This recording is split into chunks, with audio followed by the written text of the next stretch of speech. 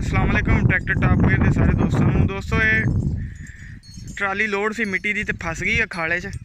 मैसी 240 के अगे लगा होया, सानू चेक करवाने हैं। ट्रैक्टर ने तो आपका जोर ला लिया, तो इहदे कोल ट्राली नहीं निकली हैगी। हुण लोडर मंगाया ये वास्ते,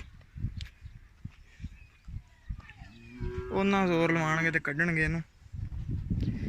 ये पिछला व्हील है जिहड़ा ये फसिया होया, जगह तंग सी इत्थे ते कोई ड्राइवर भी अनजान सीगा, इस करके फस गई है ट्राली। गड्डी इधरों थल्ले भी लथन लगी सी, दूसरे पासों दिखाने हैं।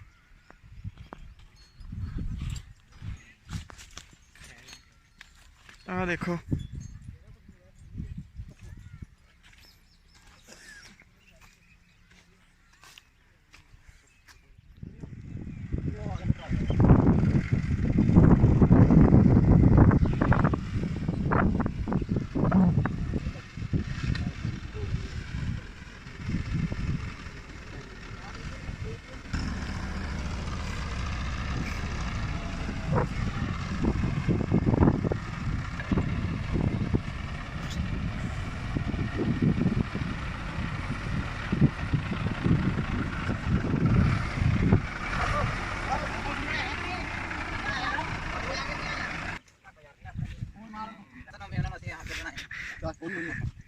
बस हो गई ਤੁਸੀਂ ਇਹ ਦੱਸੋ ਚੋਰੀ ਥੱਲੇ ਵੜਨਾ ਦੇਖੋ ਇੱਥੇ ਦੱਸ ਦੇ ਮਾਰ ਤੇ ਕਰਨੀ ਵੜਨ ਸਾਰੀ ਗੱਡੀ ਥੱਲੇ ਖੜੀ ਆ ਥੱਲੇ ਵੀ ਕੱਢਣ ਲੱਗੇ ਪਰੇ ਕੱਢ ਲਾ ਜਣੀ ਸਮਝ ਉਹ ਪਾਈ ਕੱਢੀ ਆ ਹਾਂ ਉੱਥੇ ਸੀ ਉਹਨੇ ਸਾਨੂੰ ਟੱਪਣ ਜਾਣਾ ਸੀ ਉਹ ਕਹਿੰਦਾ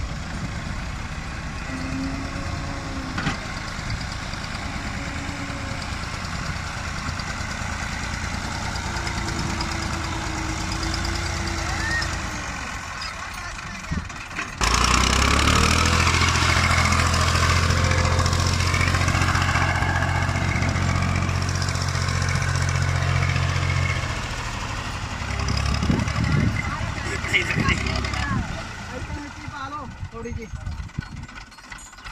और नहीं आए मटके